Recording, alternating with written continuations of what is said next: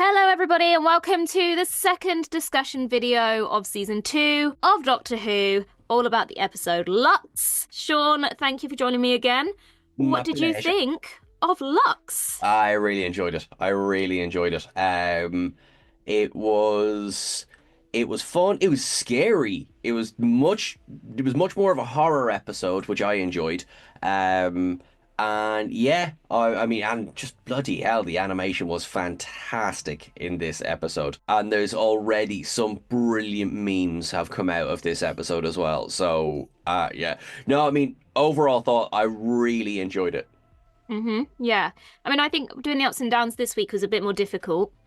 Were there any downs on your mind while watching? I mean, the whole time travel thing's a bit silly, isn't it? Hey, you say Um, that, but we pointed this out last week. I pointed it out again in the ups and downs. I've had plenty of people giving me reasons, but I still can't get my head around why they are going through all this effort to get to a specific date and not just going like a day earlier. yeah, Someone said to me that's because then they would cross their own time stream. I'm like, look, just land and stay in the TARDIS and then just wait. And then soon as Belinda gets taken by the robots, she can come walk through the front door. like Doctor Who has done it before, like many times. For some reason, the other one that's popped into my head is Smith and Jones, where at the start of the episode, Martha sees the Doctor. She doesn't realize it's the Doctor from the future. Um, like it's, but yeah, The real answer is otherwise there would be no plot this season. ding, ding, ding. We just like to pick these things out. You know, we were represented very well in this episode, I fear. I did feel slightly like there was a bit of a personal attack going on at some points in this episode, especially at the very end, which we'll get to in a second. But I did say to my mum, who I was watching with after the episode finished, I went, I feel slightly targeted with that remark. Um, I love that as well. The I've seen a few people sharing that clip from Euphoria. Um, the the dawning realization. Is this play about us? Yeah. I've I've enjoyed that. Kudos to you who shared that. Yeah, kudos to you That was because good. I was trying to think of a TikTok idea for this episode and I did come up with one and I was fine with what I did come up with. But after I'd posted it and I saw other people using that like iconic sound, I was like, why didn't I do that? Damn it. Or in Because the you words of think Mr. outside of the Ringading, box. Dab Nabbit. Speaking of Mr. Ringading, how amazing was Mr. Ringading? Ah, it's fantastic. I mean, it was just so clean, wasn't it? I mean, we're used to seeing CGI in Doctor Who now. We're now thankfully at a stage where CGI is much more doable on television than it ever used to be. So that it was just yeah, fine. The way they did the animation. Because I tell you what, as well, because I was a little bit. I had thoughts when the trailer came out and Belinda and the Doctor were in animation, and I was like, "Oh, are we going to spend a large portion of this episode in animation style?" And I guess no is the overall answer, and then kind of yes because there's so much Mr. Ring-a-Ding in it. There Um, is, but I kind of felt like I wanted a bit more of Mr. Ringading, and I wanted more of them in the cartoon world, if I'm honest.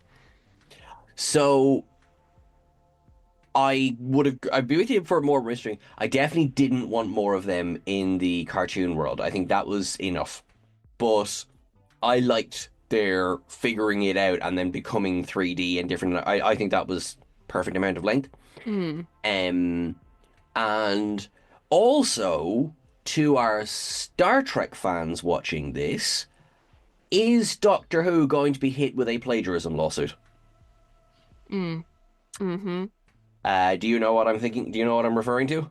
Are you referring to Mr. Ringading being quite similar to another Star Trek cartoon character?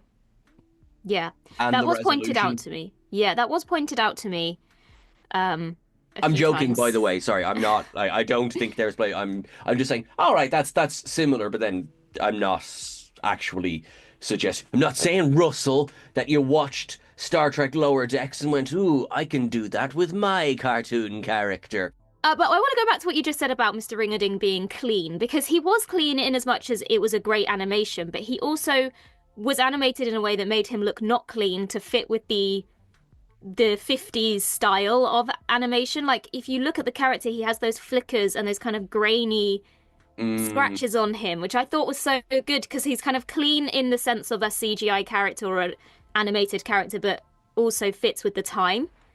He was such a I'm it's so unique. We've never seen anything like this in Doctor Who before.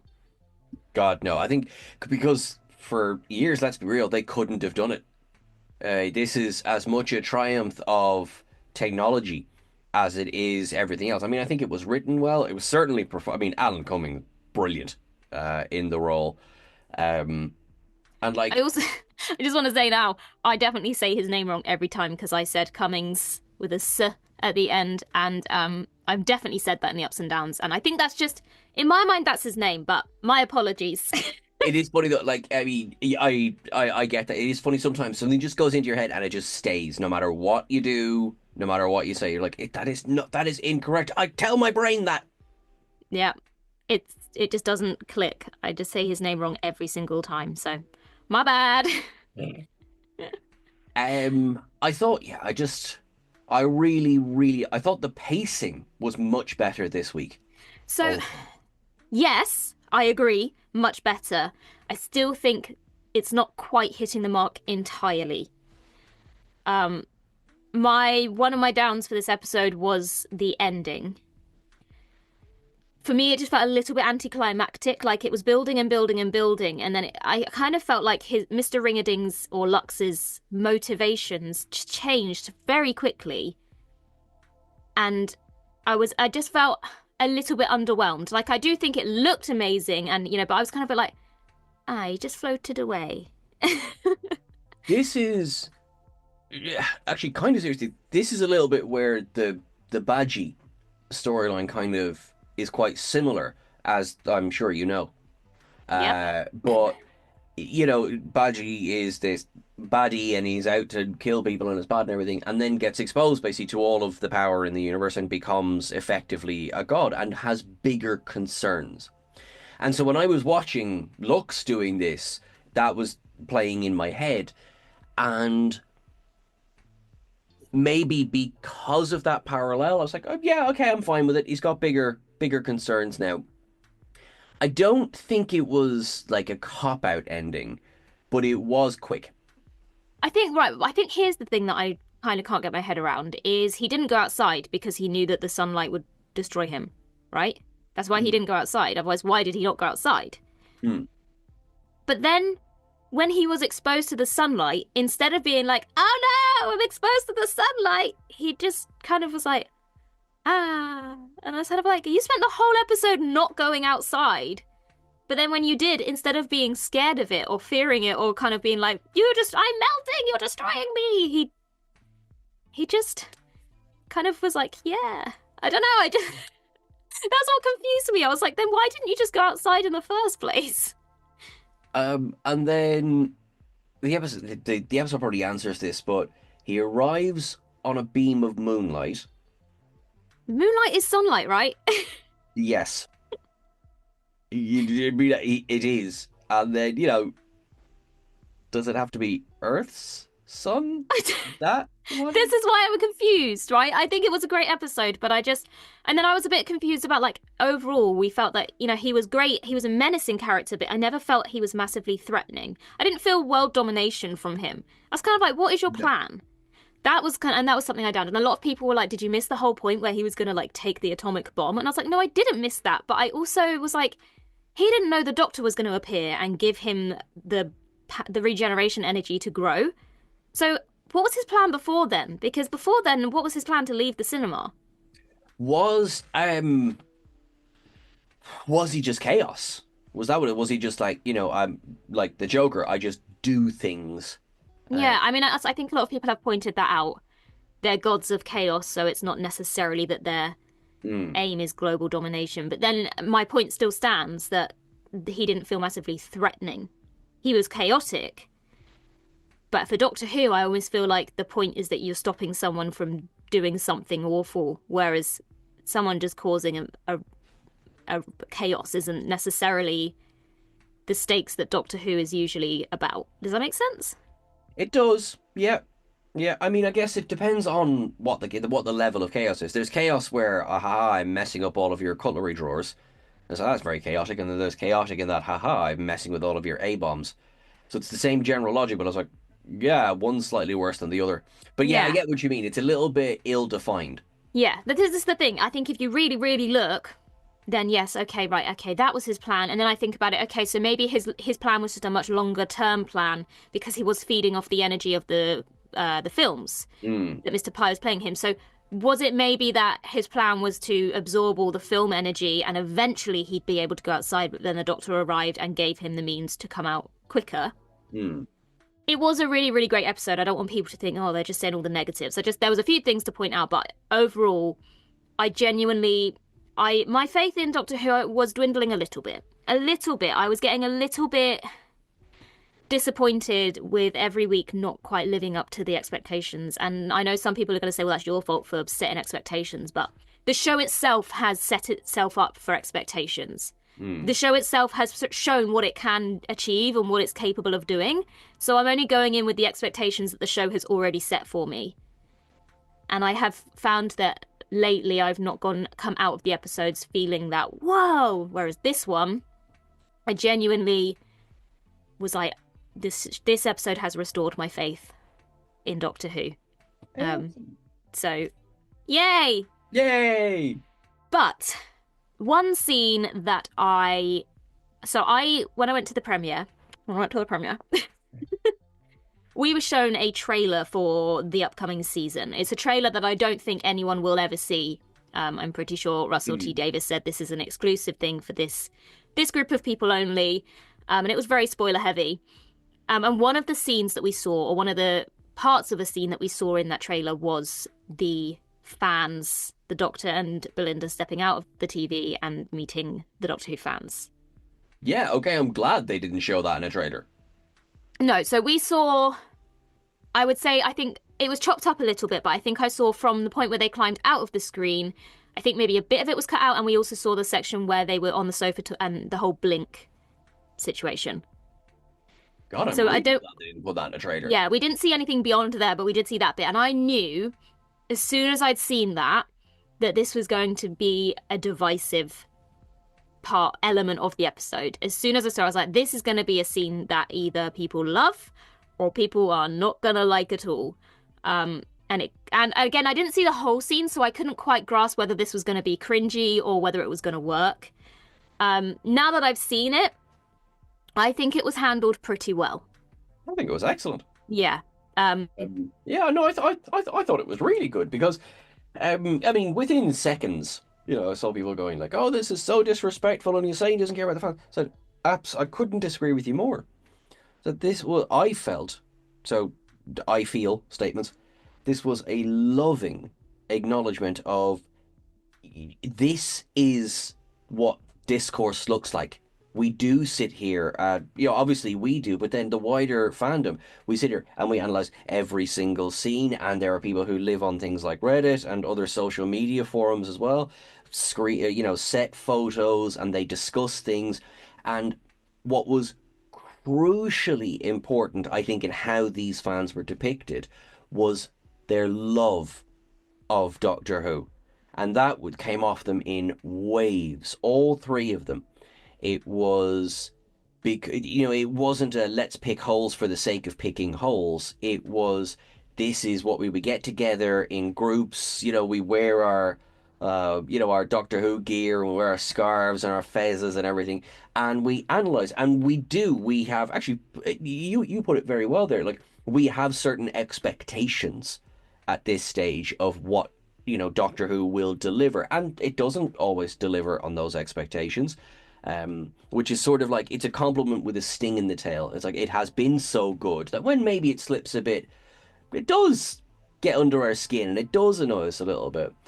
And I thought that this scene, and particularly the three different characters, the way the three of them are presented, one is slightly more blunt than the others, as is often the case. I mean, I have friends where, we chat about it and we will love what we're talking about. But if you were to overhear us, it'd be like, these people hate this show.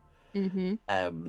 Well, And that's a I lot of the accusations we get. We've had comments over the last couple of weeks with the ups and downs, like, can you just stop with the ups and downs? Because we want to like the show and you're just pointing out all the things we shouldn't like. And I'm like, it's my job to review the episode. It wouldn't be a very fair review if I just spoke about the things I liked and not the things I didn't.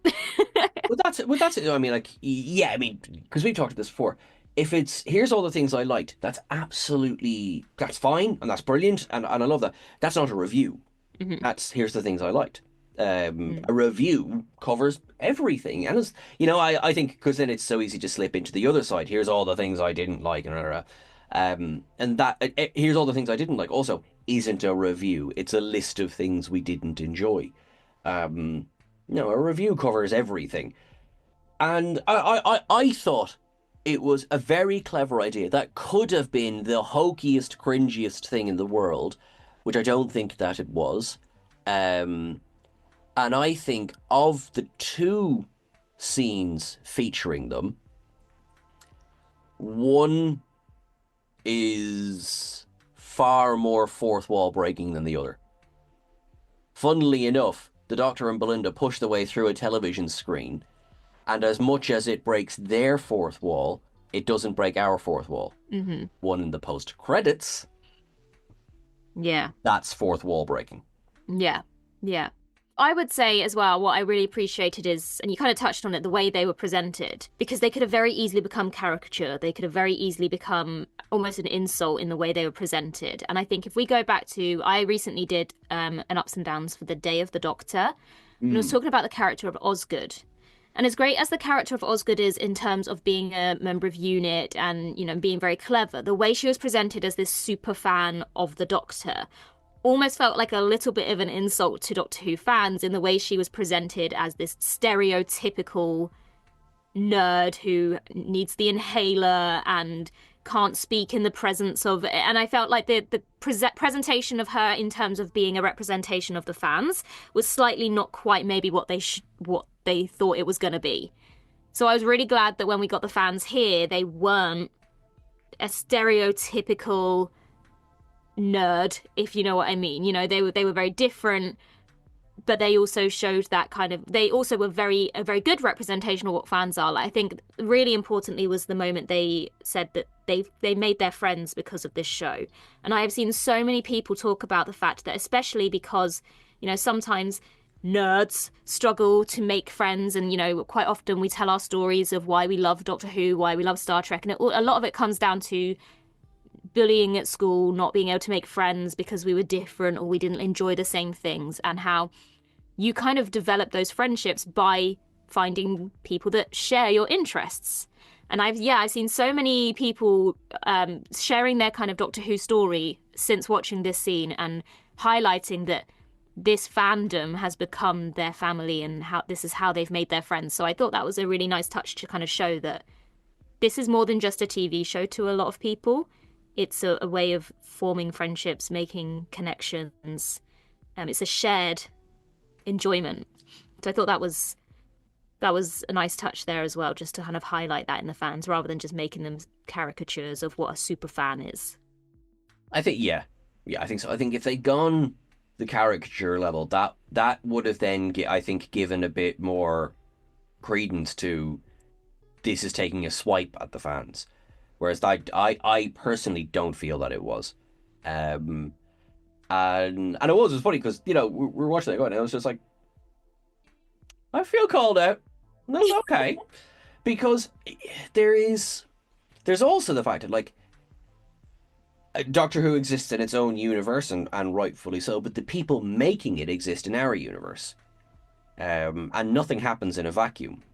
And you can choose to acknowledge that there is an industry in these reviews, what we do, what other channels do, and whether or not to include that in the narrative.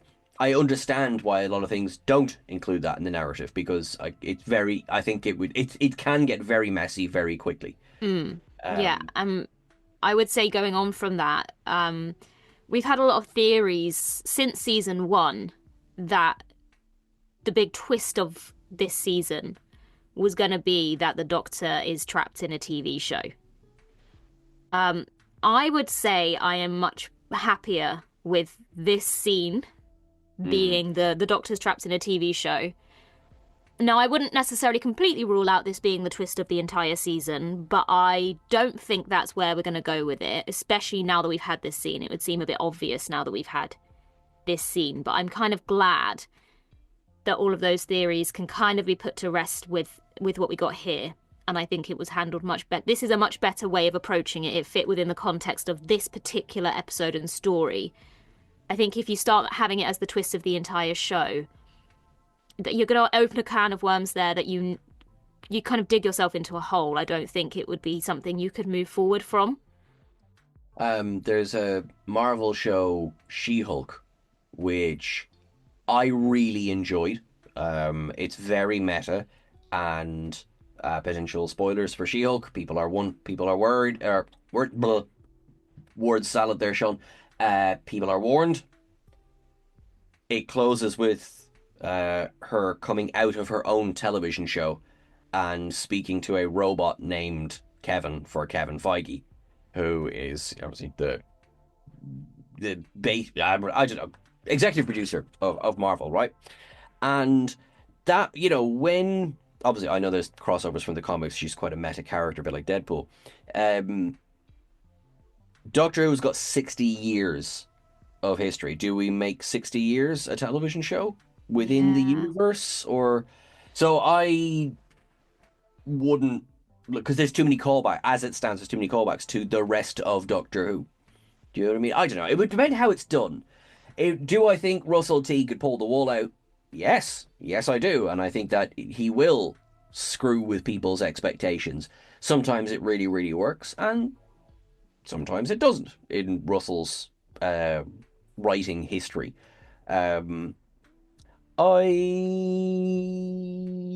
think I'd be with you. I don't want it to all be in a television show. I just feel like if that's what you're going to do, that's how you end a show. That's how if you're never going to make any more of it, it's a funny twist at the end to go, haha, it was all a dream. It was all a TV show. But with But this, if you hoping that the show's going to continue, how do you go into another season if the Doctor's aware that his whole life isn't real? I don't. That might work in some sort of like psychological show, but for Doctor Who, I just think how do you move forward from that? I'm sure there's a audience members of a certain age are shouting Saint Elsewhere at the screen right now. Was all in a snow globe? What? Um, yeah. I don't know. I mean, like, it's certainly like Doctor Who as a format is wacky enough to do things like that. But yeah, I mean, like, what are the greater? For example, so a dog has been sitting on the TARDIS since the pyramids of Mars. Right. Yeah. Okay. Um. Hmm. I mean, obviously, we do still have the fourth wall breaks for Mrs. Flood. So there is still a question of what's going on there. And I guess maybe there is a question about has the show gone maybe a bit too meta in recent times, or is it going too far into the meta-ness of things? I guess if you were watching Doctor Who for the first time with season one, Ncuti's first season, Hmm. would you be a little bit confused about what everyone's been raving about if that was what you've watched and suddenly you've got people breaking the fourth wall and fans are in the show? And is it the kind of thing that as long-term fans you can kind of go, well, this is a bit wacky, but if you were just watching the show for the first time just from these stories, would you be like, what is this? Yes, it's true. Like, I think if you're gonna retool your show and call it season one and season two in a deliberate attempt to bring new viewers in, and then fill it with such a thing where it's obviously like, hello, I've been a Trekkie for however long, I love the nods, but if plot points are hinged on you having pre-existing knowledge, which I do think some of season one and season two has been. I think that's a bit of it's a bit of a confusing message because it seems less about let's bring everyone together. Maybe I'm sort of working through this in my head. Maybe it's that the idea of we know there are fans who analyze all of Doctor Who. and we know that that's going to happen, and we know people are on the internet every single week looking at theories and everything. Maybe it's an acknowledgement of that. It's like we know we're welcoming new viewers. We also knew those new viewers are going to jump on Wikipedia. Hmm. Um, and whether that's right or wrong, I think that's an interesting approach to writing anything. If you know that your audience is not all of them, of course, but your audience is always trying to get one step ahead of you. Yeah, I'd see. I don't know if that's the right approach. I don't think you should assume that your audience are going to do homework before they come and watch something. I mean, I if I had to do too much homework before watching something, I just wouldn't bother watching it. I'd just be like, this is too... I just want to watch it and be entertained. And like you said, they framed season one so that it can be a starting point for new viewers. And so far, I do feel like some of the things they've done have kind of forgotten that a little bit. I don't know, if you're a new viewer and you've just started with season one, let us know your thoughts in the comments, because I'd be interested to know if you feel the same way about things as we do, having watched it for much longer. But in terms of the fan scene and the whole meta-ness of that, I think it's very much a Marmite scene. You either love it or you hate it, I think. I have a friend who was watching the episode on the Saturday evening, and I basically got a running commentary as she was watching it. And she said to me that she appreciated how it was handled, but she didn't like the meta-ness of it. She could appreciate the scene, and it was a decent enough scene, but she didn't like how meta it was. So I think it really just depends on your tastes. I think, as I say, it's a Marmite scene. I think the one thing that was funny is that where the three fans were right, like, so I suppose blink. Because that is discourse. That is That's so Russell much T fun. Davis taking a dig at Moffat, like, for once, can somebody not pick your episode? Well, it really is quite good. And then we did obviously see the three fans at the end in the mid credits scene, which is something we don't often have in Doctor Who. Mid credit scenes aren't often something we see. It does make me question if they're more important than we're led to believe. They specifically said they were the types of characters that didn't have last names, and if you look at the credits, all three of those characters have last names in the credits. They're clearly not gone, they're still there. So I have seen some theories floating around that they may be more important. They could be harbingers. They could be gods themselves. They could be the threefold deity that we heard mentioned in the Legend of Ruby Sunday. Yes, the end of the Legend of Ruby Sunday. And there's also that they're the gods of Ragnarok, demanding to be entertained, which would make a lot of sense as they are watching Doctor Who, demanding entertainment. They seem to not be gone, and we do have the Interstellar Song Contest coming up, so it could be interesting if they were involved with that somehow. I don't know. Do I want to see them again? I'm not sure. I like that they were kind of In that this quirky format. thing. Yeah. I would say Unless... Sorry, carry on. I'm just gonna maybe not in this format. Yeah. I guess if it was revealed that actually the whole time they were the gods of Ragnarok and they were just playing the Doctor, pretending to be fans. But Which I don't know. has happened many times before. Yeah. Yeah. And presumably is currently happening with Mrs. Flood. Yeah. Well, this is the thing with Mrs. Flood as well, because I didn't point it out in the ups and downs, but obviously we have noticed that this is the first time she's appeared not in present day, Yes. not just in present day Earth. So how has she got to 1952 Miami? Does she have a TARDIS? If she has a TARDIS, could that mean that she could be a certain character returning? There are a lot of questions about who Mrs. Flood might be, and the fact that she's appeared in the past only adds more questions. Yep. Yep. There was one that you shared that the other cartoon character with Mr. Ring-a-Ding was wearing the same sort of color pattern Yes. that Mrs. Flood was wearing at the end. Personally, I don't know. Maybe that's not. That doesn't necessarily mean that she could be the harbinger, because somebody else pointed out as well that there was no harbinger this time. There was just Lux. Yeah, because some people are like, well, is Lux was Mr. Ringerding the Harbinger? I didn't know whether maybe the Mm, Harbinger itself was just the warning was there in the title of that film. sure. Like That was the that could Harbinger. be. Yeah, and we're used to seeing an embodiment of a harbinger before now. Used to. I mean, it was last season, but yeah. Um, I don't know. I mean, it worked for me because the giggle still sets my teeth on edge.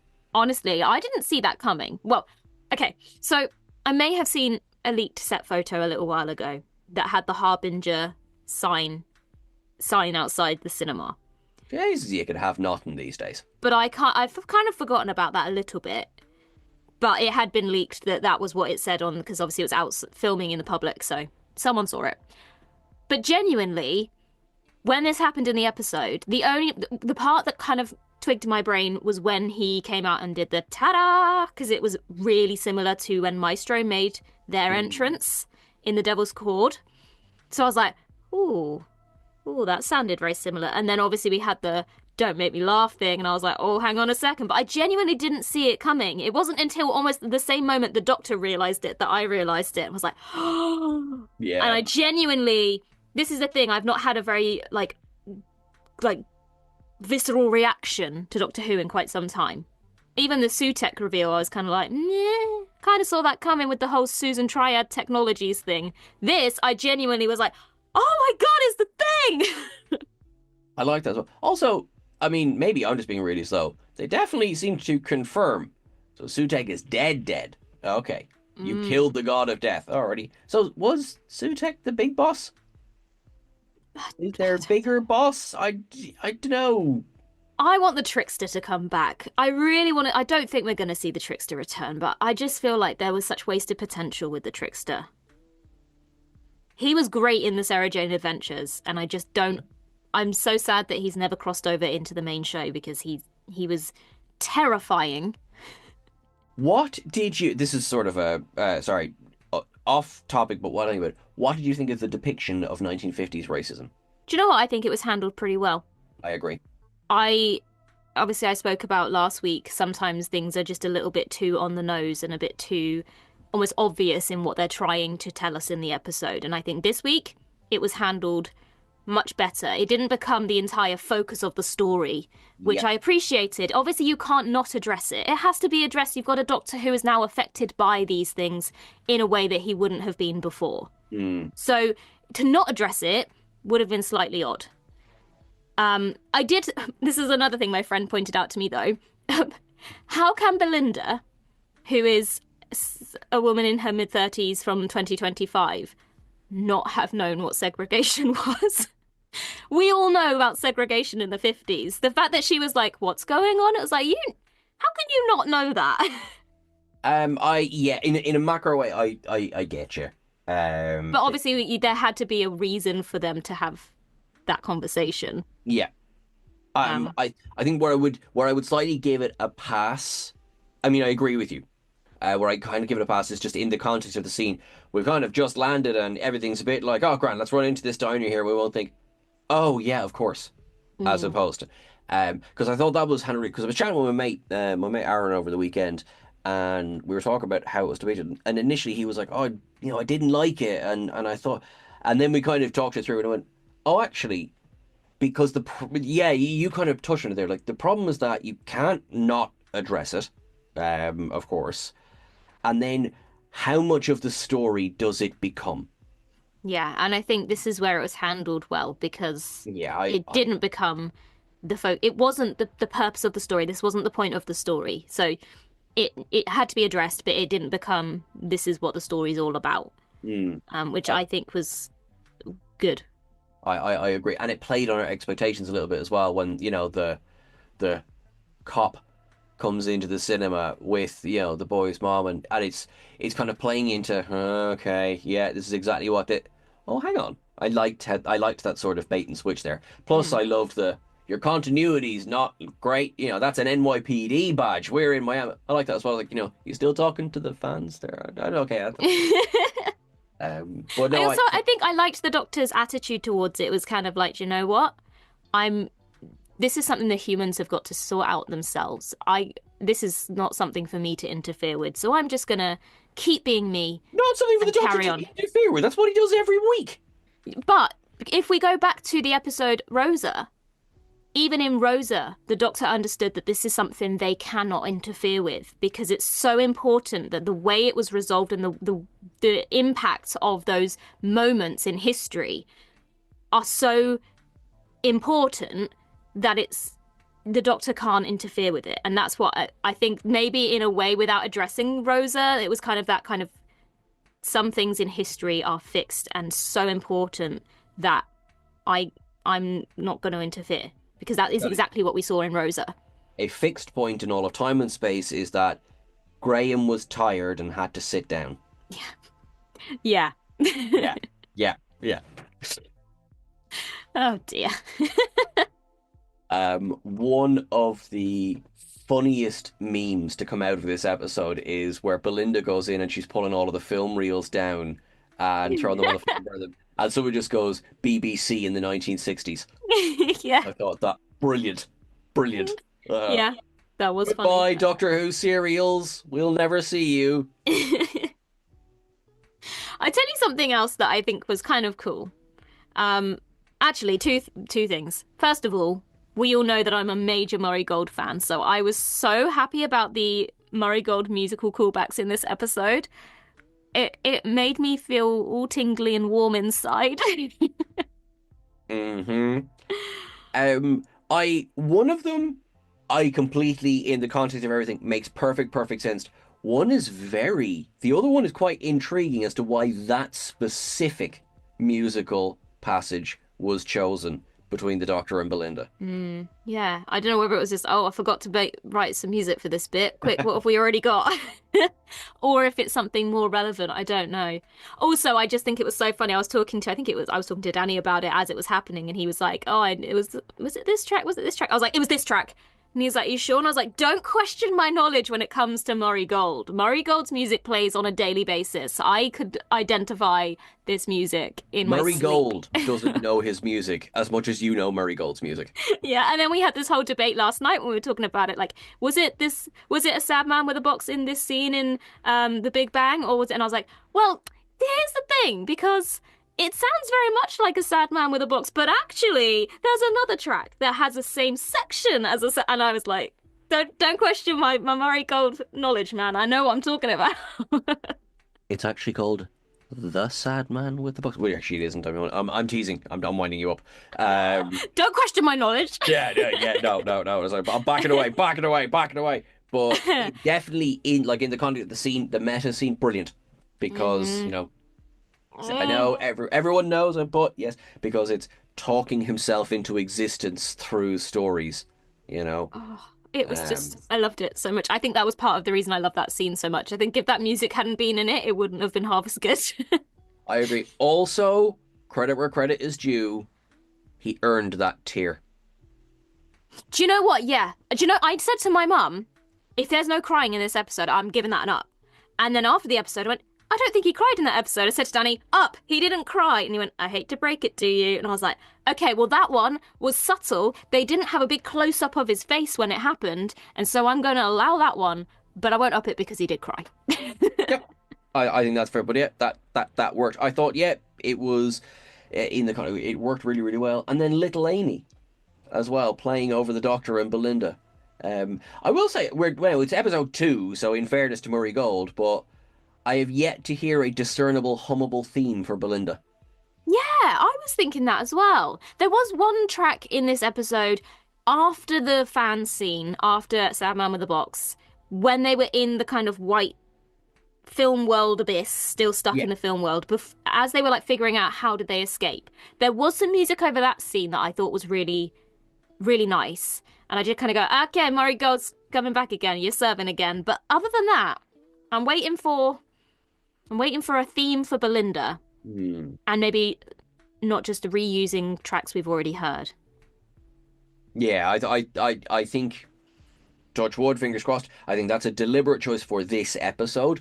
It was funny because we'd heard like teasers that a Murray Gold piece of music was going to be used. And Danny, I'm going to call you out here. It's like, oh, it's going to be the Madman with the box. I'm like, no, or no, that's Everyone was like, "It's I am the Doctor." I was like, "That's too yeah. It's obvious." like, no, no, no, that's Eleven's music. Yeah, and technically so is this, of course, but I think Sad Man with the Box absolutely works in the gun and can transcend Doctors, which I really, Mm. really like. I just realized that we're about 9 hours into this conversation. There is something else I want to touch on though before we close up. Absolutely, yeah. Because we did have the sequence with the regeneration energy, Yes. bi-generation energy. Um, and I'm wondering a few things about this. I'm wondering whether this is later going to be significant in the fact that the Doctor seems to have now used up a ton of regeneration energy in this scene. Hmm. So is that going to come back to bite him later on? That he's lost a lot of that regeneration energy. You know, similar to like how River gave up all her regeneration energy to Yeah. save 11. It can't be good to have that much of your regeneration energy sucked out of you. I would imagine. No, I wonder though, is it? Oh well, I guess the Doctor can't bi-generate again. He can only regenerate. In a way, I'd kind of be okay with that. I think bi-generation needs to not be a thing that happens every time at this point. I, yeah. Listen, it's a well-trodden path at this point. The bi-generation. I don't want David Tennant dead. Do we love the bi-generation? Sure, listen. Sure, listen. Mm. We'll skip on. I did like because we've seen there's plenty of experiences before of the Doctor healing themselves with regeneration energy, and even the Doctor himself using some of his regeneration energy to heal River's wrist in the Angel's Take Manhattan. I I really, love how many River references we're getting in here. I swear to like. If it turns out that, she appears in the final of this episode, I will be doing the ups and downs for that because you'll have died. Actually, that's something people pointed out, and I also thought in that fan scene there was the perfect opportunity for a spoilers that was not taken, and that was bad. I agree. I agree. Unless it would have hung too much of a lampshade on the fact River's coming back. I don't think that's happening. Anyway, back Um, to the regeneration Back to the energy. regeneration, yeah. Um, I'm also wondering, does this mean, is it kind of they're showing us the regeneration energy early because something bigger in terms of regeneration is going to happen later? I here's where I sit on that. Every week of every season, we feel like, oh, we're getting a regeneration this season, and we might. For all we know, he might regenerate next week. I am very guarded when it comes to regeneration theories because we'll have a new theory next week. This is true. Yeah. I think going back to what we were saying about like the first time viewers coming in here, in my mind, I'm like, are we just doing a quick reminder of the regeneration-ness so that if it happens Maybe. later on, it's not quite so what's going on? Because we've had a little bit of a preview of what it is here. I don't Maybe. know. Yeah. There's so much uncertainty about what's going to happen after this season that you can't help but wonder what's going to happen to the Doctor at the end of Wish World. No, the reality war. The reality war. We have fourth wall breaking and everything here. The reality war. What nonsense is that episode going to look like? I wonder. And are all of the Doctors coming back?